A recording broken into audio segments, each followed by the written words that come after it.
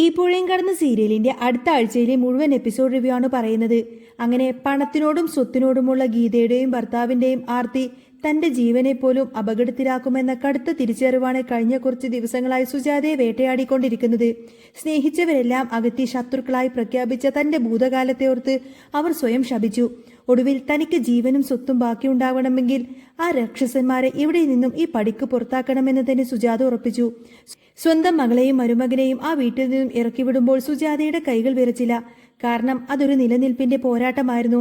അപ്പോഴാണ് വിനീതും ഗംഗയും ഉമ്മറത്തേക്ക് കടന്നു വരുന്നത്. ഒരിക്കൽ താൻ ഈ പടിവാതിൽക്കൽ നിന്നും ആട്ടിയിറക്കിയ നിരപരാധികൾ അവരെ കണ്ടപ്പോൾ സുജാതയുടെ ഉള്ളിലെ അണ പൊട്ടിയ സങ്കടം കണ്ണീരായി പുറത്തേക്കൊഴുകി. വിനീതിന്റെയും ഗംഗയുടെയും മുന്നിൽ ഒരു കുറ്റവാളിയെപ്പോലെ സുജാത തലകുനിച്ചു നിന്നു. എനിക്ക് തെറ്റുപറ്റി മക്കളെ, കണ്ണുണ്ടായിട്ടും ഞാൻ അന്ധയായി പോയി. സ്വന്തം ചോരയാണെന്ന് കരുതി ഞാൻ കൂടെ നിർത്തിയവർ എന്റെ ചോര കുടിക്കാൻ നോക്കുകയായിരുന്നു. നിങ്ങളോട് ഞാൻ ചെയ്ത ചതികൾക്കൊക്കെ എനിക്ക് കാലം തന്ന ശിക്ഷയാണ്. വിറക്കുന്ന ശബ്ദത്തിൽ സുജാത പറഞ്ഞു നിർത്തുമ്പോൾ വിനീതിന്റെയും ഗംഗയുടെയും കണ്ണുകൾ ഈറനണിഞ്ഞിരുന്നു. കഴിഞ്ഞ കാലത്തെ കൈപ്പേറിയ ഓർമ്മകൾ സുജാതയുടെ മനസ്സിൽ ഒരു ചമ്മട്ടിയടിയായി പതുങ്ങിയിട്ടുണ്ടായിരുന്നു. താൻ എത്ര വലിയ അപരാധമാണ് വിനീതിനോടും ഗംഗയോടും ചെയ്തത് എന്ന തിരിച്ചറിവ് അവരെ പൂർണ്ണമായും തളർത്തിക്കളഞ്ഞു. എങ്കിലും വൈകിയാണെങ്കിലും സത്യം തിരിച്ചറിഞ്ഞ് സുജാത അവരെ സ്വീകരിക്കാൻ വിനീതിന്റെയും ഗംഗയുടെയും മനസ്സിൽ വലിയൊരു ആശ്വാസമാണ് ഉണ്ടായത്. വിനീതിന്റെ മുഖത്ത് ശാന്തതയും ഗംഗയുടെ കണ്ണുകളിലെ ആർദ്രയും സുജാതക്ക് ഒരു പുതിയ ജന്മം നൽകുന്നതുപോലെ തോന്നിപ്പിച്ചു. സ്വന്തം അമ്മയുടെ ജീവനെടുക്കാൻ ഗീത ഭർത്താവിനോടൊപ്പം കൂട്ടുനിന്നു എന്ന കാര്യം സുജാത വിനീതിനോട് പറഞ്ഞതോടുകൂടി വിനീതിന്റെ നിയന്ത്രണം വിട്ടു എന്ന് മാത്രമല്ല, വിനീത് വളരെ മോശമായിട്ട് ദാസനോട് പെരുമാറി. എടാ നായെ, എന്റെ അമ്മയെ കൊള്ളാൻ നിനക്ക് എന്താണ് അവകാശം? ഇതെല്ലാം എന്റെ അമ്മയുടെ സ്വത്തുക്കളാണ്, നിന്റെ പേരിൽ എഴുതി വെക്കാനുള്ളതെന്നല്ല. മര്യാദക്ക് ഇവിടെ നിന്ന് പൊയ്ക്കോ നായ എന്നൊക്കെ പറഞ്ഞു വിനീത് ഭയങ്കര ദേഷ്യത്തോടു കൂടി തന്നെ ദാസേരയിട്ട് അടിക്കും. കണ്ട് ഗംഗയും ഗീതയെല്ലാം വന്ന് അവരവിടെ നിന്ന് വേർപിരിക്കുന്നുണ്ട്. ഏതായാലും സുജാതയുടെ നിർബന്ധപ്രകാരം ഗീതയും ഭർത്താവും ആ വീട്ടിൽ നിന്നും പടിയിറങ്ങി. എന്നേക്കുമായി വിനീതും ഗംഗയും ഇനി സുജാതയുടെ കൂടെ ആ വീട്ടിൽ തന്നെ നിന്നോളാമെന്ന് വാക്ക് കൊടുത്തു. ഒത്തിരിയധികം സന്തോഷത്തോടു കൂടെ തന്നെ അവർ മൂന്നുപേരും ഇങ്ങനെ കെട്ടിപ്പിടിച്ച് ചേർന്ന് നിൽക്കുകയാണ്. ഇനി മുതൽ സുജാതക്ക് സ്വന്തം മോളെ പോലെയായിരിക്കും ഗീത. ഗീതയോട് ഒരുപാടധികം സ്നേഹത്തോടു കൂടി തന്നെയായിരിക്കും സുജാത ഇനി മുതൽ പെരുമാറാൻ പോകുന്നത്. തന്റെ നിരപരാധിത്വം മനസ്സിലാക്കിയ സുജാത ഒരുപാട് മാറിപ്പോയി. മകനെയും മരുമകളെയും സ്വന്തം മക്കളെ പോലെ സ്നേഹിക്കാനും തുടങ്ങിയിട്ടുണ്ടാവും. ഇതേ സമയം കാവേരിയുടെ മനസ്സ് ഒട്ടും തന്നെ ശാന്തമായിരുന്നില്ല. വീടിന്റെ ഉമ്മറത്ത് അങ്ങോട്ടും ഇങ്ങോട്ടും നടക്കുമ്പോൾ അവളുടെ ഉള്ളിൽ വല്ലാത്തൊരു അസ്വസ്ഥത പുകയുന്നുണ്ടായിരുന്നു. അവളുടെ അച്ഛൻ അരവിന്ദൻ മണലാരണ്യത്തിലെ കൊടും ചൂടിൽ നിന്ന് കഷ്ടപ്പെട്ട് രക്തനീരാക്കി ഉണ്ടാക്കിയ പണമാണത്. ആ പണം മുഴുവൻ വിശ്വസ്തനായ ജയബാലൻ അങ്കിളുടെ കൈക്കൽ ഏൽപ്പിച്ചത് തങ്ങൾക്ക് സ്വന്തം മണ്ണ് വാങ്ങാൻ വേണ്ടിയിട്ടായിരുന്നു. എന്നാൽ വിശ്വസ്തയുടെ മുഖം മൂടി അണിഞ്ഞ ജയബാലൻ തങ്ങളെ ചതിക്കുകയായിരുന്നു. ആ സ്ഥലം സ്വന്തം പേരിലാക്കി മാറ്റുക മാത്രമല്ല, അവിടെ ഇപ്പോൾ ഒരു പുതിയ കെട്ടിടത്തിനുള്ള ഭൂമി പൂജ നടത്താൻ അയാൾ തയ്യാറെടുക്കുകയാണ്. ഈ വിവരമെല്ലാം നിവിനാണ് കാവേരി അറിയിച്ചത്. ഒരു കാരണവശാലും ഞാൻ ഇത് വെറുതെ വിടാൻ പോകുന്നില്ല. എൻ്റെ അച്ഛൻ്റെ വിയർപ്പിന്റെ വിലയാണ്. അതിൽ മറ്റൊരുത്തൻ വന്ന് അധികാരം സ്ഥാപിക്കുന്നത് നോക്കി നിൽക്കാനൊന്നും എനിക്ക് കഴിയില്ല. കാവേരിയുടെ വാക്കുകളിൽ ജ്വലിക്കുന്ന കോപമുണ്ടായിരുന്നു. കാവേരിയെ അത്രയധികം സ്നേഹിക്കുന്ന നിവിൻ ആകെ ആശയക്കുഴപ്പത്തിലായി. കാവേരി, നീ വികാര വിചാരത്തോടെയല്ല ഈ കാര്യത്തെ കാണേണ്ടത്. ജയബാലൻ അങ്കിൾ അത്ര നിസ്സാരക്കാരനല്ല. പണവും സ്വാധീനവുമുള്ള ആളാണ്. അവരെ എതിർക്കാൻ നീ എന്ത് ചെയ്യാനാണ്? നിവിൻ ചോദിച്ചു. എന്ത് ചെയ്യാൻ പറ്റുമെന്ന് ഞാൻ അവർക്ക് കാണിച്ചു കൊടുക്കാം. ചതിച്ചവർ സുഖമായി വാഴുമ്പോൾ ചതിക്കപ്പെട്ടവർ കണ്ണീരൊഴുക്കി കഴിയണമെന്ന വിധി ഞാൻ തിരുത്തി എഴുതും, കാവേരി ദൃഢനിശ്ചയത്തോടെ പറഞ്ഞു. അവൾ നേരെ തന്റെ വീട്ടിലേക്ക് നടന്നു. എന്നാൽ ശാരദയും യമുനയും രാധമ്മയും തങ്ങളുടെ നിത്യജീവിതത്തിലെ സങ്കടങ്ങളിൽ മുഴുകിയിരിക്കുകയായിരുന്നു. കാവേരി ഉമ്മറത്തേക്ക് കയറി വന്ന് കനത്ത ശബ്ദത്തിൽ സംസാരിക്കാൻ തുടങ്ങി. അമ്മേ, യമുനെ, നിങ്ങൾ എല്ലാവരും ഒന്നിങ്ങോട്ടേക്ക് വന്നേ. നമ്മുടെ സ്ഥലം നമ്മുടെ അച്ഛൻ ഗൾഫിൽ മണലാരത്തിൽ കിടന്ന് ചോര നീരാക്കിയുണ്ടാക്കിയ പണം കൊണ്ട് വാങ്ങിച്ച സ്ഥലമാണ്. അത് ജയപാലൻ അങ്കിൾ നമ്മളെ പറ്റിച്ച് സ്വന്തം പേരിലാക്കുകയാണ്. പോരാത്തതിന് അതിന്റെ ഭൂമി പൂജ ഇവിടെ നടക്കാൻ പോവാണ്. കാവേരിയുടെ വാക്കുകൾ കേട്ട് ശാരദയുടെ കയ്യിലെ പാത്രം അങ്ങനെ നിലത്തേക്ക് വീണു. യമുനും രാധമ്മയും ഞെട്ടലോടെ പരസ്പരം നോക്കി. നീ എന്തൊക്കെയാ മോളെ ഈ പറയുന്നത്? ജയപാലൻ നമ്മളോട് അങ്ങനെയൊക്കെ ചെയ്യോ? അരവിന്ദന്റെ ഏറ്റവും അടുത്ത സുഹൃത്തല്ലേ അവൻ? അയാൾ ശാരദ വിശ്വസിക്കാനാവാതെ ചോദിച്ചു. ഇതാണ് അമ്മയുടെ കുഴപ്പം. കാവേരിയുടെ ശബ്ദമുയർന്നു. അയാളുടെ മുഖംമൂടി തിരിച്ചറിയാൻ അമ്മക്കൊന്നിനും കഴിഞ്ഞിട്ടില്ല. ഇത്രയും കാലം നമ്മുടെ കൂടെ നിന്ന് അയാൾ നമ്മളെ ചതിക്കുമായിരുന്നു. നമ്മുടെ അച്ഛന്റെ അധ്വാനത്തിന്റെ ഫലം അനുഭവിക്കേണ്ടത് നമ്മളാണ്, അല്ലാതെ ആ ചതിയനല്ല. ഗംഗയും ഈ സമയം അവിടെ ഉണ്ടായിരുന്നു. അവൾ കാവേരിക്ക് പിന്തുണയായി മുന്നോട്ട് വന്നു. കാവേരി പറയുന്നത് ശരിയാണമ്മേ. ഇതിങ്ങനെ വെറുതെ വിട്ടുകൊടുക്കാനൊന്നും പറ്റില്ല. നമ്മൾ ഇതിനെതിരെ പ്രതികരിച്ചേ പറ്റൂ. നമ്മളെല്ലാവരും കൂടി അങ്ങോട്ടേക്ക് ചെല്ലണം. ആ ഭൂമി പൂജ ഒരിക്കലും അവിടെ നടക്കാൻ പാടില്ല. രാധമ്മയുടെ കണ്ണുകൾ നിറഞ്ഞു. അവർ നെഞ്ചിൽ തട്ടിക്കൊണ്ട് പറഞ്ഞു, എന്നിട്ടും അവൻ നമ്മുടെ കൂടെ നടന്ന് നമ്മൾ ചതിച്ചല്ലോടി. സ്വന്തം കൂടെപ്പിറപ്പിനേക്കാൾ കാര്യമായിട്ടല്ലേ അരവിന്ദൻ അവനെ കണ്ടത്. ഇവിടെ ഈ വീട്ടിൽ വരുമ്പോൾ എത്ര വട്ടം ഞാൻ അവനെ വെച്ച് വിളമ്പി കൊടുത്തിട്ടുണ്ട്. എന്നിട്ടാണോ ആ ജയപാലൻ നമ്മളോട് ഈ ഒരു ക്രൂരത ചെയ്തത്? അവൻ അങ്ങനെ ഒരു ക്രൂരത ചെയ്യാൻ പാടുണ്ടായിരുന്നോ? അയാളുടെ സ്വഭാവം ശരിക്കും മനസ്സിലായതുകൊണ്ടാണ് ഞാൻ മുൻപും അമ്മയോട് ഓരോ കാര്യങ്ങൾ പറഞ്ഞത്. കാവേരി ശാരദയെ നോക്കി പറഞ്ഞു. അപ്പോഴൊക്കെ അമ്മ എന്നോട് എന്താ പറഞ്ഞത്? ജയബാലേട്ടൻ പാവമാണ്, അങ്ങനെ ചെയ്യില്ല എന്ന്. ഇപ്പൊ എന്തായി? കിട്ടിയില്ലേ? ഇപ്പോഴെങ്കിലും സമാധാനമായല്ലോ അമ്മക്ക്. ശാരദ തളർന്നിരുന്നു പോയി. എൻ്റെ മോളെ, ഞാൻ ഇങ്ങനെയൊന്നും പ്രതീക്ഷിച്ചില്ലടാ. എൻ്റെ ഭർത്താവ് മരുഭൂമിയിൽ കിടന്ന് ഇത്രയും വർഷം കഷ്ടപ്പെട്ട് ഞങ്ങൾക്ക് വേണ്ടിയതല്ലേ. ഞങ്ങൾ എല്ലാവരെയും പിരിഞ്ഞ് അവിടെ കിടന്ന് നരകിച്ച് ഈ ഒരു കുടുംബത്തിന് വേണ്ടിയല്ലേ. എന്നിട്ട് അത് മറ്റൊരാൾ വന്ന് അനുഭവിക്കുക എന്ന് പറഞ്ഞ ശാരദയുടെ വാക്കുകൾ കണ്ണുനീരിൽ മുങ്ങി. ഇനി കരഞ്ഞിട്ടൊന്നും കാര്യമില്ലമ്മേ. ആ ഭൂമി പൂജ ഇപ്പൊ നടക്കും. നമ്മളിപ്പോൾ തന്നെ ആ കുറിഞ്ഞിക്കാട്ടിലെ സ്ഥലത്തേക്ക് പോവാണ്. യമുന ആക്രോശിച്ചു. അവിടെ ഒത്തുകൂടിയ 4 സ്ത്രീകൾ ഉള്ളിൽ കനലഴിയുന്ന നെഞ്ചുമായി തങ്ങളുടെ അവകാശത്തിനു വേണ്ടി പോരാടാൻ കുറിഞ്ഞിക്കാട്ടിലേക്ക് പുറപ്പെടാൻ തീരുമാനിച്ചു. ഈ സമയം കുറിഞ്ഞിക്കാട്ടിൽ അവിടെ ജയപാലന്റെ നേതൃത്വത്തിൽ ഭൂമി പൂജക്കുള്ള വിപുലമായ ഒരുക്കങ്ങൾ നടക്കുന്നുണ്ടായിരുന്നു. പന്തൽ കെട്ടി തറക്കല്ലിടാൻ വേണ്ടി പാകത്തിന് മണ്ണ് വെട്ടി ഒരുക്കിയിട്ടുണ്ടായിരുന്നു. ജയപാലനോടൊപ്പം അയാളുടെ ഭാര്യ പ്രവീണയും ബന്ധുവായ രാജേശ്വരിയും വിശാലും അവിടെ ഉണ്ടായിരുന്നു. പൂജക്കായി തിരുമേനി വിളക്കും പ്രസാദങ്ങളൊക്കെ ഒരുക്കി വെച്ച് മന്ത്രോച്ചാരണം തുടങ്ങാൻ വേണ്ടി ഭാവിക്കുകയായിരുന്നു. നിവിനും അവിടെ ഒരു വശത്ത് അസ്വസ്ഥരായി നിൽക്കുന്നുണ്ട്. താനാണ് ഈ വിവരം കാവേരി അറിയിച്ചത് എന്ന് അവിടെ ആർക്കും അറിയില്ലായിരുന്നു. പൂജകൾ തുടങ്ങാൻ തിരുമേനി ജയപാലനോട് ആസനത്തിലിരിക്കാൻ ആവശ്യപ്പെട്ടു. ജയപാലൻ അഭിമാനത്തോടെയും അഹങ്കാരത്തോടെയും പൂജക്കായി ഇരുന്നു. മന്ത്രങ്ങൾ അന്തരീക്ഷത്തിൽ മുഴങ്ങാൻ തുടങ്ങിയ നിമിഷം ദൂരെ നിന്നും ഒരു കാറ് വന്നു നിന്നു. അതിൽ നിന്നും കാവേരിയും ശാരദയും യമുനയും രാധമ്മയും ഗംഗയും എല്ലാവരും ദൃഢമാർന്ന ചുവടുകളോടെ അങ്ങോട്ടേക്ക് ഇറങ്ങി വന്നു. അവരുടെ മുഖത്ത് സങ്കടമല്ല, മറിച്ച് ജ്വലിക്കുന്ന പ്രതികാരത്തിന്റെ അഗ്നിയായിരുന്നു ഉണ്ടായിരുന്നത്. അവരെ കണ്ടപ്പോൾ ജയപാലന്റെ മുഖത്തെ അഹങ്കാരം ഒരു നിമിഷം അങ്ങ് അപ്രത്യക്ഷമായി. അയാൾ ഞെട്ടലോടെ എഴുന്നേൽക്കാനാഞ്ഞു. അല്ല, നിങ്ങൾ എല്ലാവരും കൂടി ഇങ്ങോട്ടേക്ക് എന്തിനാ വന്നേ? ജയപാലൻ കപടമായ ഗാംഭീര്യത്തോട് ചോദിച്ചു. ഞങ്ങൾക്ക് വരാതിരിക്കാൻ പറ്റില്ലല്ലോ ജയപാല. കാവേരി ഒരു സിംഹയെ പോലെ തന്നെ മുന്നോട്ട് വന്നു.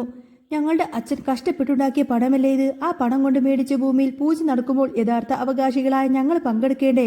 കാവേരിയുടെ ചോദ്യം കേട്ട് ജയപാലന്റെ തൊണ്ട വരണ്ടുപോയി. എന്നാ കൂടെ ഉണ്ടായിരുന്ന രാജേശ്വരിക്ക് അത് സഹിച്ചില്ല.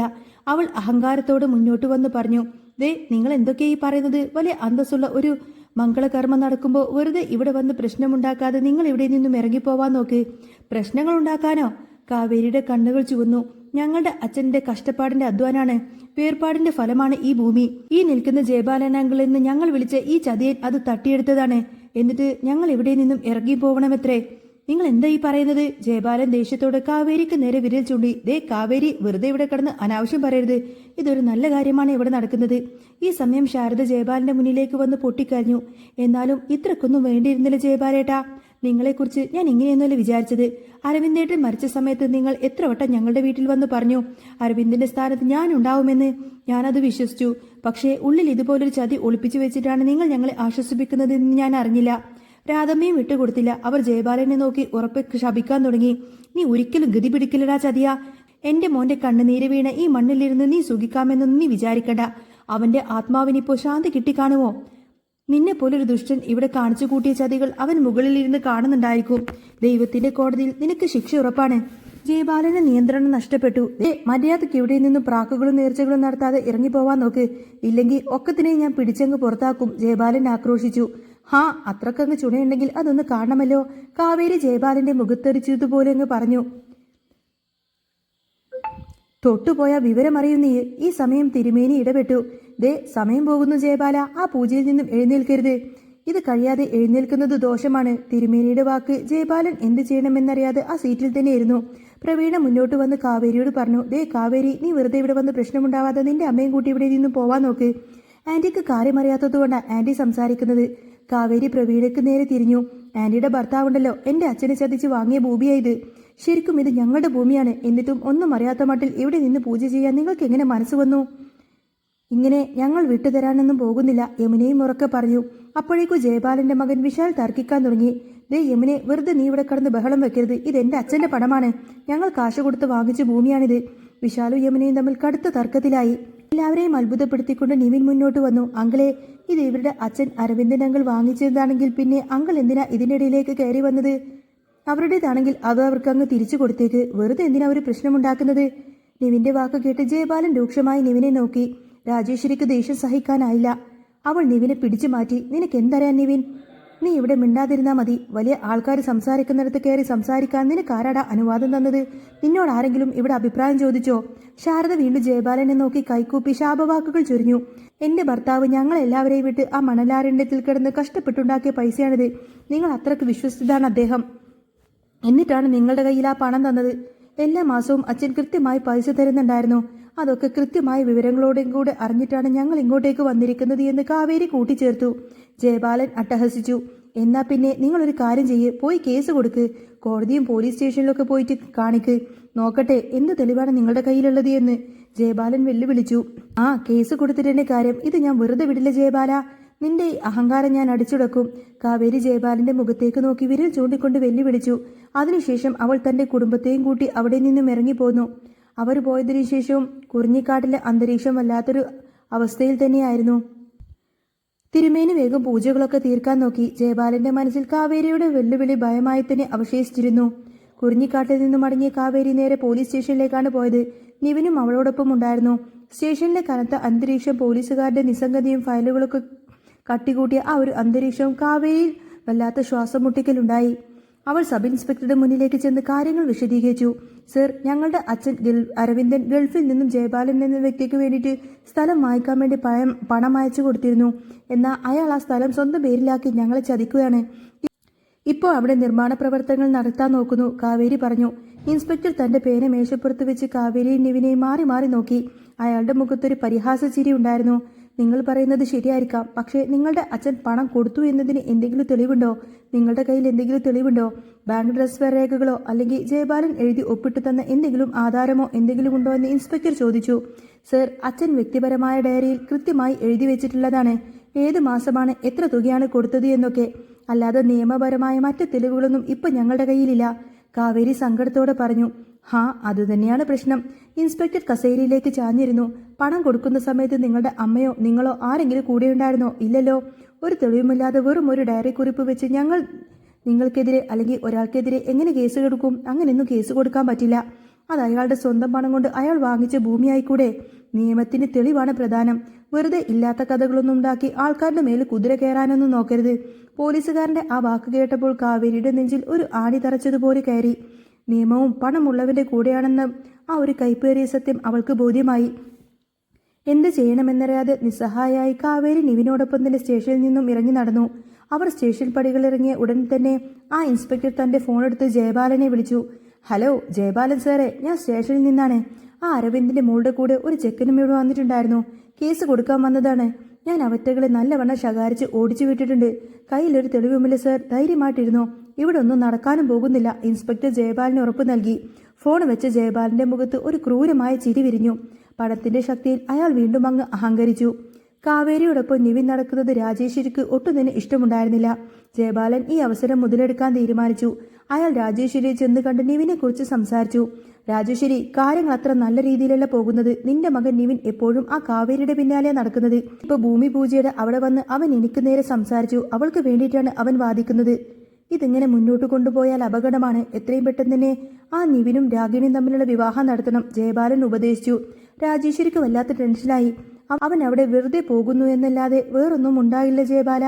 രാജേശ്വരി സ്വയം ആശ്വസിക്കാൻ ശ്രമിച്ചുകൊണ്ട് പറഞ്ഞു. നീ കാര്യങ്ങളെങ്ങനെ നിസ്സാരമായി കാണരുത് രാജി.